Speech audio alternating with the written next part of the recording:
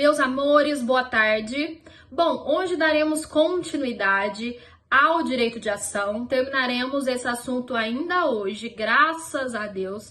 E na próxima aula nós já falaremos sobre outro assunto, que é sobre o direito da defesa, tá bom? Então vamos terminar isso hoje.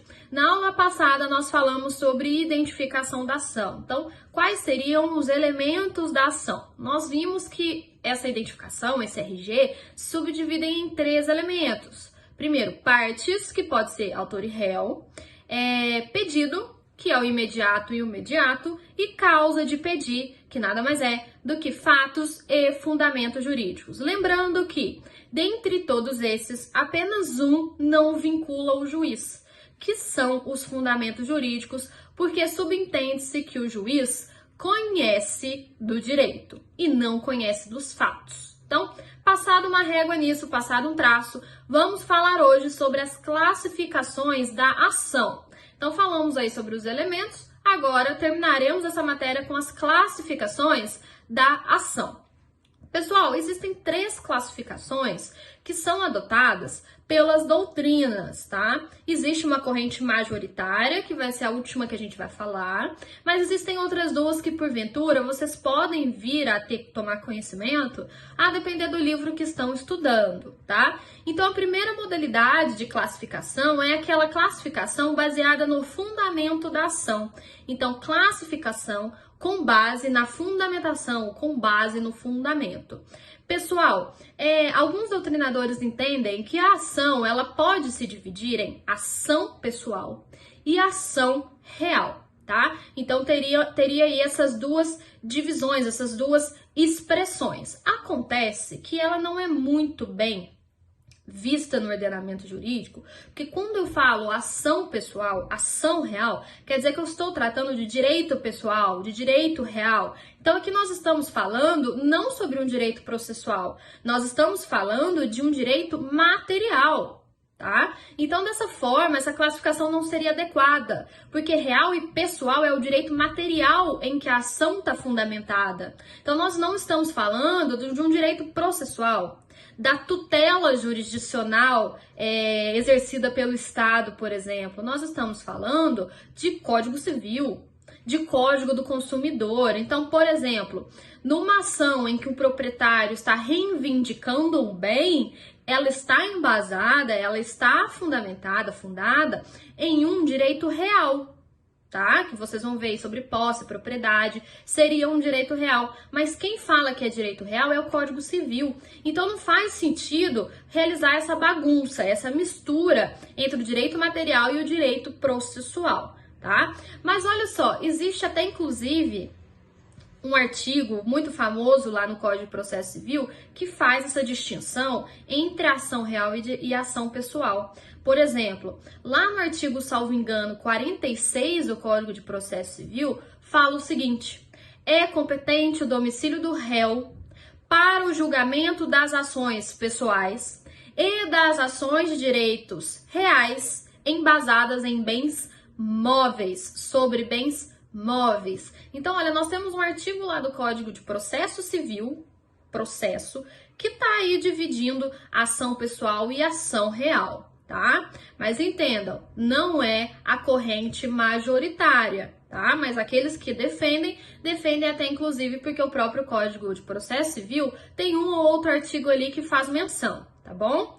A outra classificação é a classificação pelo resultado da ação, a depender do que vai acontecer no processo. Nós também entendemos, ou a maioria da doutrina, incluindo eu, que essa teoria também não é a melhor aceita. Isso se justifica porque também está embasada em relação ao direito material. Por exemplo, se eu estou numa ação que visa a rescisão de um contrato, o juiz vai decidir se vai rescindir ou se não vai reincidir, embasado no Código Civil, porque é o Código Civil que fala lá sobre contratos, sobre quebra contratual, sobre rescisão de contratos, né? Lembrando, pessoal, que o Brasil ele segue uma teoria que é a teoria abstratista, no qual entende-se que o direito processual ele é autônomo em relação ao direito material. Então, são 2 matérias distintas, razão pela qual não seria razoável classificá-la de acordo com os aspectos materiais discutidos.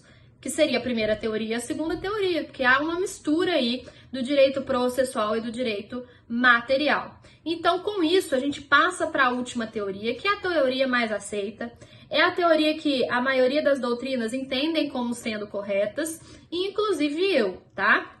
Então, a classificação quanto ao tipo da atividade exercida pelo juiz. Pessoal, aqui a gente fala de uma atividade jurisdicional.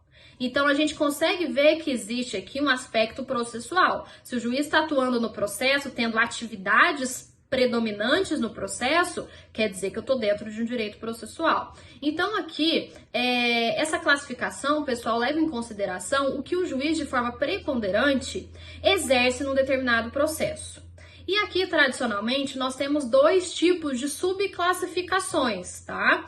Tipo de atividade exercida pelo juiz. E aí, desce aí duas setinhas. E nós temos dois tipos, que é a de conhecimento, também chamada de cognitiva, e também as executivas. Então, nós temos ação de conhecimento, que também é conhecida como cognitiva, e ação de execução. E isso vocês vão ouvir ao longo de todo o curso. Ah, é uma ação de conhecimento, é uma ação de execução, porque é a teoria mais bem aceita, é a classificação que a gente considera mais correta. Pessoal, o que se distingue, qual é a diferença de cada uma delas, né? O que seria uma ação de conhecimento, o que seria uma ação de execução. O que vai fazer a diferença entre as duas é efetivamente a atividade que o juiz é chamado a desempenhar, né? Tanto é que a classificação já chama isso, tipo de atividade que o juiz preponderantemente realiza num determinado processo. Pessoal, nas ações de conhecimento, o que eu quero que o juiz faça é que ele profira uma sentença. E nessa sentença o juiz vai dizer quem é que tem razão. Se é o autor que tem razão ou se o réu que tem razão. Ele vai dizer quem tem direito ao provimento jurisdicional que está sendo postulado. Então, o juiz ele vai receber o processo, ele vai tomar conhecimento de todas aquelas provas que estão ali e, ao final, ele vai sentenciar, falando, olha, o autor tem razão, ou não, o réu tem razão. Julgo procedente o pedido, julgo parcialmente procedente o pedido, julgo improcedente o pedido, por exemplo. Já nas ações de execução, o que se pede ao juiz são providências concretas, providências materiais que são destinadas à satisfação do direito. Então, aqui o juiz ele não vai dar uma sentença de procedência, uma sentença de improcedência, como é na de conhecimento, que se chama inclusive conhecimento, que eu estou levando a conhecimento do juiz. Então, o juiz ele vai conhecer ou não o meu pedido. Aqui na ação de execução, o juiz ele vai se valer dos meios adequados para poder fazer a satisfação, por exemplo, do vencedor. Então, olha só, vamos para um caso concreto aqui, para isso poder ficar mais bem ilustrado. Imaginem que foi emitido um cheque sem fundo no valor de R$10.000, tá? Esse cheque ainda não está prescrito, vocês verão mais sobre esse assunto em direito empresarial, mas o cheque, ele é um título executivo extrajudicial, porque o Código de Processo Civil fala que ele é, tá? Então, por ele ser um título executivo extrajudicial, eu posso ajuizar uma ação de execução no caso de não pagamento daquele valor, tá? No caso do não compensamento daquele cheque. Então, eu faço uma ação de execução, falo para o juiz que existe o cheque, vou juntar ali a cópia do cheque, o original com uma cópia, a original ela vai ser guardada na própria vara, se não for um processo eletrônico, se ainda for um processo físico. Neste caso, pessoal, o que o juiz vai tomar como medida, a atividade do juiz nesse processo, é tomar medidas concretas. Exemplo, bloqueio de bens. Oficial de justiça, vai lá na casa dele e veja quais bens são passíveis de penhora, para que a gente possa mandar a leilão. Bloqueio de conta bancária, busca de veículos mediante a pesquisa do RENAJUDE. Então, são atividades concretas do juiz, que o juiz faz para que aquele exequente tenha o seu direito satisfeito, né? Numa ação de execução, nós não temos autor e réu, nós temos exequente e executado. O exequente é o credor, no nosso caso aqui, e o executado é o devedor. Então, nós temos um título bonitinho que não está prescrito, então eu posso ajuizar essa ação. Já na ação de conhecimento, eu tenho que levar a conhecimento do juiz uma determinada situação. Diferentemente desse título que a gente tem e que não está prescrito, está lá bonitinho, não preciso levar nada a conhecimento do juiz, porque a lei já fala para o juiz, olha, juiz, se tem um título executivo extrajudicial, vai para ação de execução. Ok. Mas existem situações em que eu não tenho esse título, por exemplo. Vamos pensar num caso. Eu emprestei 10 mil reais para o José, mas eu não emiti nenhum tipo de documento. Por exemplo, eu não fiz um contrato particular assinado por duas testemunhas, que seria um título executivo extrajudicial. Não fiz nada. Só emprestei na confiança, ele é amigo meu, parente, primo, emprestei e ele falou, olha, eu vou te pagar dali 10 dias. Pessoal, passaram-se 10 meses e ele não pagou. E agora, como que eu vou fazer para receber? Eu posso ajuizar uma ação de execução? Não, porque eu não tenho um título, né? Eu não tenho um título que seja líquido, certo e exigível. Então, nesse caso, eu vou ter que utilizar da ação de conhecimento, da ação cognitiva. Eu vou ter que levar conhecimento do juiz tudo aquilo que aconteceu, né? Então, eu vou fazer uma petição inicial, explicando que eu emprestei um dinheiro no valor de 10 mil, que foi no dia X, que o polo passivo é o fulano de tal, o José e João, agora eu nem lembro o nome que eu falei, o José ou o João. Vou juntar as provas que eu tiver, por exemplo, conversas no WhatsApp, deu cobrando, expedição de carta via correio. Então, eu vou juntar ali as provas que eu tenho. O juiz, então, vai verificar o processo, vai ter colheita de provas, ação de conciliação, olha, audiência de conciliação, audiência de instrução, o julgamento, e ao final o juiz vai decidir quem tem razão. Se é o autor Priscila, se é a autora Priscila ou se é o réu João. Se realmente o João deve, porque o João pode vir no processo, na contestação e falar que pagou. Fala, olha, eu paguei, inclusive a Priscila me deu um recibo e ela tá querendo receber 2 vezes. Então, ele tem formas de defesa. Concordam comigo?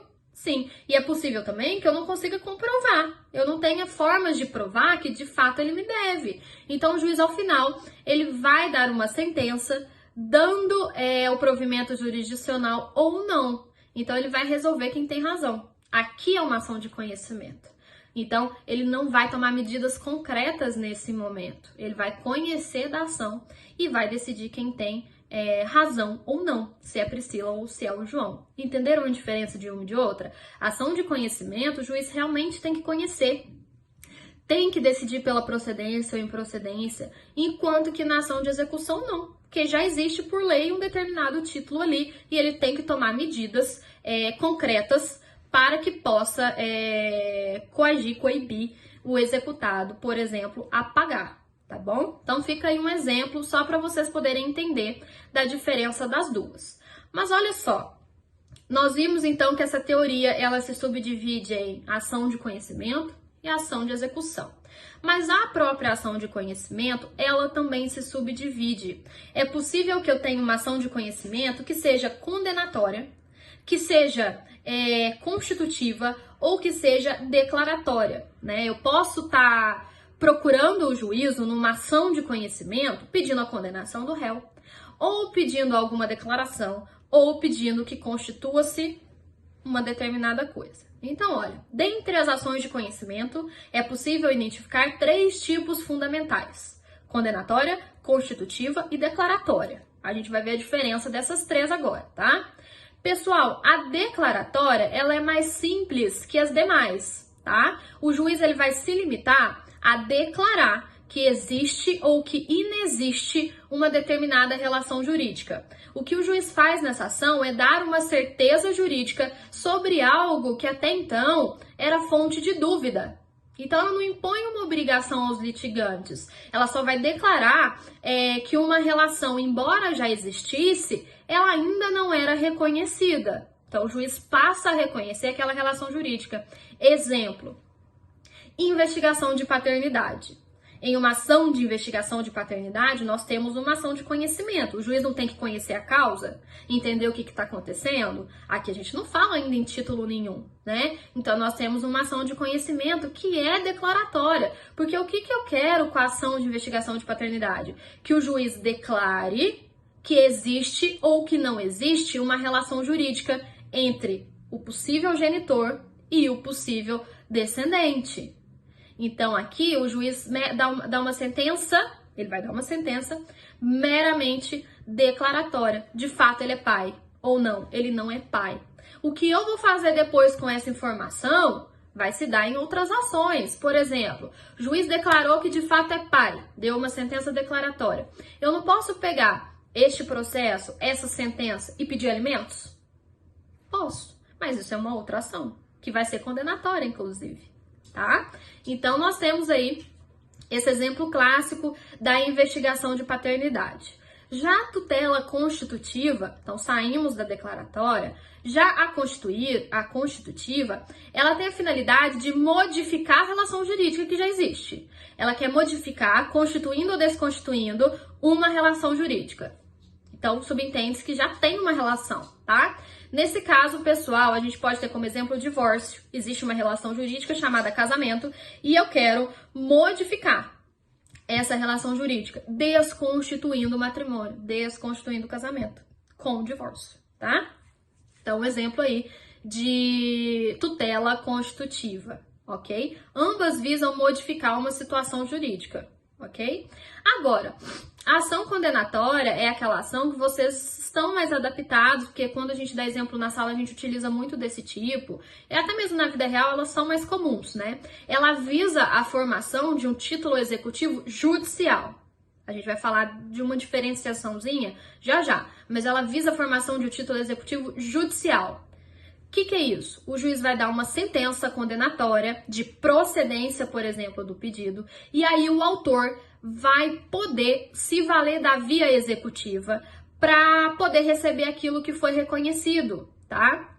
Então, ela tem a finalidade de compelir alguém a cumprir com uma determinada obrigação. Pessoal, não é uma satisfação imediata, uma satisfação plena do direito que está sendo postulado, não é? Ele vai formar um título executivo judicial que vai permitir ter sanções executivas, tá? Então, olha só. Tem toda uma ação de conhecimento, lembram? Que o juiz vai lá, vai colher provas, vai visualizar. No final, o juiz ele julga procedente, condena o réu. Não é uma ação condenatória? Então, ele acatou, condenou aqui o réu ao pagamento de 10 mil reais, que a gente deu o caso ali da ação de cobrança que eu emprestei o dinheiro. Ele condenou, julgou procedente o pedido. E agora? O que eu faço? Agora, pessoal, é que vai se iniciar uma outra possibilidade, que é a possibilidade de eu executar aquela sentença caso o João não me pague o valor. Então, começando-se o cumprimento de sentença. Vocês vão ver isso mais pra frente também, tá? A ação de conhecimento, ela tem lá a sua parte de conhecimento. Na hora que o juiz dá a sentença, tem os recursos, transita em julgado, então não tem mais recurso nenhum, eu tenho que iniciar uma outra fase, que se chama cumprimento de sentença. Aqui agora eu tenho força executiva, eu tenho um título executivo que é judicial. E judicial por quê? Porque foi feito pelo juiz, foi feito pelo Estado, tá? Extrajudicial são aqueles documentos que a gente emite no dia a dia, sem necessidade de intervenção do Estado, sem necessidade de intervenção do juiz. Exemplo, cheque, nota promissória, duplicata, documento particular assinado por 2 testemunhas. Então, documentos que a gente faz no dia a dia. Por isso se chama título executivo extrajudicial. O título executivo judicial é aquela que o juiz faz por intermédio da sentença, tá? Então, essa condenatória tem a finalidade aí de compelir alguém a poder cumprir uma obrigação que o juiz decretou lá que existe essa obrigação ou que não existe. Mas não é uma satisfação que é imediata e plena, porque ainda pode vir a ter a fase, que possivelmente vai ter, de cumprimento de sentença, mandando o réu cumprir, tá? E aí ela vai ter uma sanção executiva. Muito bom. Pessoal, agora acontece o seguinte. A gente viu que as ações, elas se subdividem e tudo mais. Aí nós temos a declaratória, a constitutiva e a condenatória. Acontece que a condenatória, ela ainda também tem uma subdivisão, que a doutrina a majoritária, né, ela entende como existindo, ainda que sendo muito difícil de visualizar essas subdivisões. Vocês vão entender, tá? Então, olha, ação de conhecimento, ação de execução. A ação de conhecimento, ela se subdivide em declaratória, constitutiva e condenatória. Condenatória, ela vai se subdividir de novo. A gente vai poder ter uma sentença condenatória que seja mandamental ou executiva. Então, temos aí duas formas diferenciadas e autônomas de ação de conhecimento cuja finalidade é a sentença condenatória. Eu posso ter uma sentença condenatória mandamental ou executiva. Na prática, pessoal, é muito difícil de visualizar a diferença entre as duas, né? Mas como na teoria existe, vale a pena a gente passar rapidinho sobre esse assunto. Pessoal, nas ações mandamentais, o juiz, ao dar uma ordem, um comando, ele permite, sem a necessidade de um processo autônomo, de tomar medidas que sejam concretas, medidas que sejam efetivas, para que o vencedor tenha efetividade no seu direito que foi garantido pela ação de conhecimento. Exemplo, ação de obrigação de fazer. O juiz falou lá, não, de fato, ele tem que subir o muro no prazo de 15 dias. Tá bom, transitou em julgado, ele recorreu, o recurso manteve, transitou em julgado. Ok, mas e agora para ele subir o muro? Vai ter alguma sanção se ele não subir? Vai. O juiz ele pode conceder multas diárias, por exemplo, para poder compelir aquela pessoa a acatar a obrigação de fazer. Essa multa diária, inclusive, né, nessa situação que eu mencionei, ela é chamada de astrantes, que vocês vão ver mais para frente. Escreve-se astreintes, tá? Então, essa multa diária é para compelir ali o réu a cumprir com a obrigação. Então, tem uma tutela que é mandamental. O juiz está mandando. Se você não fizer, você vai pagar aí uma multa diária. Outro exemplo, o caso de mandado de segurança. O juiz fala, apresente o documento no prazo de 15 dias. Se não apresentar, teremos aí uma multa diária. Até você apresentar, tá? Então, é uma forma mandamental. Já nas ações, pessoal, que são condenatórias e executivas, a sentença, ela é cumprida sem a necessidade da fase executiva, sem a necessidade daquele cumprimento de sentença que nós falamos. O juiz expede, desde logo, um mandado para cumprimento daquela obrigação. Então, eu não vou precisar ter aquela segunda etapa, sabe? Que a gente falou um pouquinho lá em cima não, né? Antes do vídeo um pouquinho. Eu não vou precisar daquela fase, porque o juiz vai expedir um mandado que independe de fase executiva. Não tem necessidade de um procedimento a mais. Exemplo, despejo. Quando o juiz decide pelo despejo, o juiz já emite uma ordem de despejo, que deve ser cumprida. Ele expede um mandado. Deve ser cumprido no prazo X. Se não for cumprido, o que vai acontecer aqui? Vai existir multa diária? Não. O próprio Estado vai tirar a pessoa de lá. Porque tem um mandado de cumprimento. O Estado mandou esse mandado por intermédio do juiz. Se ele não sai, o que vai acontecer? Vai sair a força. Teremos, inclusive, força policial para te tirar de lá, tá? Para despejar o imóvel. Lembrando que a gente não despeja pessoas, né? Eu não despejo o João de dentro da casa, eu despejo o imóvel. Despejar é esvaziar. Eu não esvazio uma pessoa, eu esvazio uma coisa. Então, ordem de despejo do imóvel. Se ele não cumprir, ele vai sair à força. E aí, quem vai fazer essa força é o Estado. Não no caso, o proprietário do bem. Ok? Entenderam a diferença? Então, nós temos aí a mandamental, que são forças que coíbem. Exemplo, a multa diária. Né? Enquanto isso, que nas ações executivas lato sensu, nós temos um poder estatal.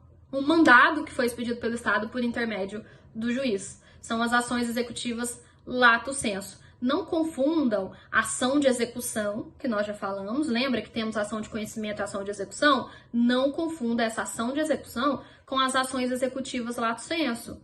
As execuções executivas lato sensu é uma modalidade da condenatória, que é uma modalidade da ação de conhecimento. Então, cuidado para que vocês não confundam essa situação, tá bom? Então, fechamos essa nossa matéria.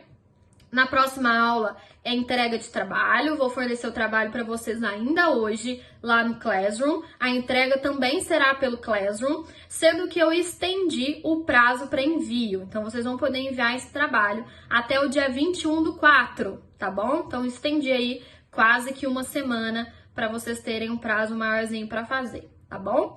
No mais, espero que todos estejam bem. Tô com saudade de todo mundo. Espero que essa situação termine logo para que a gente possa se encontrar pessoalmente, tá? tá bom? Espero que estejam bem do fundo do coração. Um grande beijo e bons estudos!